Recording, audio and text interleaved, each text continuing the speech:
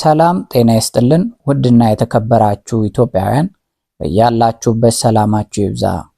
ለዛሬ የተሰሙትን ዜናዎች ወደ እናንተ ይዘንላችሁ እንቀርባለን። በቅድሚያም አርዕስቶቹን አምነስቲ ኢንተርናሽናል የኢትዮጵያ መንግስት የሚያካሄደው የከተሞች መንገድ ኮሪደር ልማት በሰብአዊ መብቶች ላይ የሚያስከትለው ተጽዕኖ እስኪጠና ነዋሪዎችን ማፈናቀሉን እንዲያቆም ጠየቀ። ኦሮሚያ ክልል ሰሜን ሸዋ ዞን ወረጃ አርሶ ወረዳ ልዩ ስሙ ፍልቅልቅ በተባለ ስፍራ ለጅብሰን የፋብሪካ ምርት ጥሬ ዕቃ በማውጣት ላይ የነበሩ የማሽን ሰራተኞችን ጨምሮ 10 ያህል ሰዎች በታጣቂዎች እንደታገቱ ተሰማ።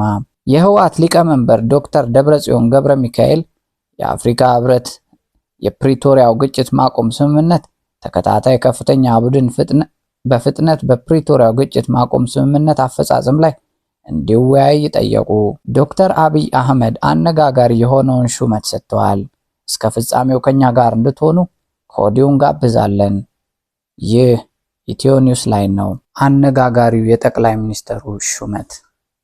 ጠቅላይ ሚኒስትር ዶክተር አብይ አህመድ ከሚያዝያ 6 ቀን 2017 ዓ.ም ጀምሮ ፕሮፌሰር ክንድያ ገብረ ሕይወትን የትምህርት ሚኒስትር አማካሪ ሚኒስትር ዴኤታ አድርገው ሾመዋል። ፕሮፌሰር ክንድያ ከዚህ ቀደም የመቀለ ዩኒቨርሲቲ ፕሬዝዳንት እንዲሁም በጊዜያዊ አስተዳደር ውስጥ ከፍተኛ ኃላፊነትም አገልግለዋል። የህወሓት አባል የሆኑት ፕሮፌሰር ክንድያ ገብረ ሕይወት ከህወሓት ጋር የጠበቀ ግንኙነት ያላቸውና በህወሓት ውስጥም ተቀባይነት ያላቸው መሪ እንደሆኑ ይታወቃል። አምነስቲ ኢንተርናሽናል የኢትዮጵያ መንግስት የሚያካሄደው የከተሞች የመንገድ ኮሪደር ልማት ፕሮጀክት በሰብአዊ መብቶች ላይ የሚያስከትለው ተጽዕኖ እስኪጠና ነዋሪዎችን ማፈናቀሉን እንዲያቆም ጠየቀ።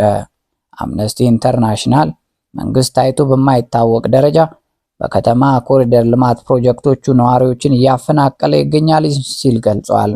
አምነስቲ የመንግስት ባለስልጣናት በኮሪደር ልማቱ ተጎጂ የሆኑ የማህበረሰብ ክፍሎች በበቂ ሁኔታ እንዳላማከሩ፣ በቂ ማስጠንቀቂያ እንዳልሰጡና ካሳ እንዳልከፈሉ ጠቅሷል።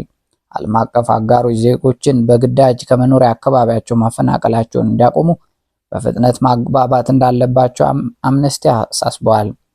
ወደ ቀጣይ ዜና ስናልፍ በኦሮሚያ ክልል ሰሜን ሸዋ ዞን ወረጃ አርሶ ወረዳ ልዩ ስሙ ፍልቅልቅ በተባለ ስፍራ ለጅብሰም የፋብሪካ ምርት ጥሬ ዕቃ በማውጣት ላይ የነበሩ የማሽን ሰራተኞችን ጨምሮ 10 ያህል ሰዎች በታጣቂዎች እንደታገቱ ተሰማ። ታጋጆቹ ከአማራ ክልል ተሻግሮ የገቡ መሆናቸውን ምንጮች ለዋዜማ ተናግረዋል። ታፍነው ከተወሰዱ ሰዎች በተጨማሪ ከታጣቂዎች ጥቃት ለማምለጥ ሲሞክሩ የነበሩ ሌሎች ቁጥራቸው ያልታወቁ ሰዎች በተከፈተባቸው ተኩስ አካላዊ ጉዳት እንደደረሰባቸው ምንጮች ጨምረው ገልጸዋል። አጋቾቹ ሰዎችን ወዴት እንደወሰዳቸው ምንም አይነት ፍንጭ እንዳልተገኘም ተናግረዋል።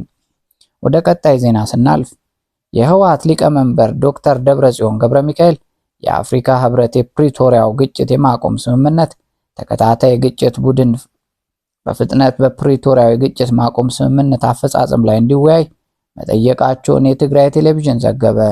ደብረጽዮን ይህንን የጠየቁት የአፍሪካ ህብረት የፕሪቶሪያው ግጭት ማቆም ስምምነት ተከታታይ አረጋጋጭና ተቆጣጣሪ ኮሚቴ ከፍተኛ ኃላፊ ሆነው አዲስ አበባ ከተሾሙት ሜጀር ጀነራል ሳማድ አላድ አሶዴ ጋር በመቀሌ ውስጥ በተወያዩበት ወቅት ነው።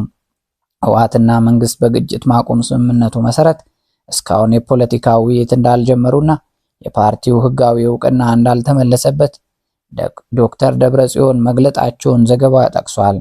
አፍሪካ ህብረት ጀነራል ሳማድን የሾመው የስራ ጊዜያቸው ባጠናቀቁት ጀነራል እስጢፋኖስ ራዲናን ምትክ ነው። ህወሓት ከኮሚቴው ጋር በትብብር እንደሚሰራ ያረጋገጡት ደብረጽዮን ኮሚቴው መሬት ላይ ያለውን ተጨባጭ ሁኔታ በግልጽ በመለየት ሪፖርት እንዲያቀርብም ጠይቋልም ተብሏል።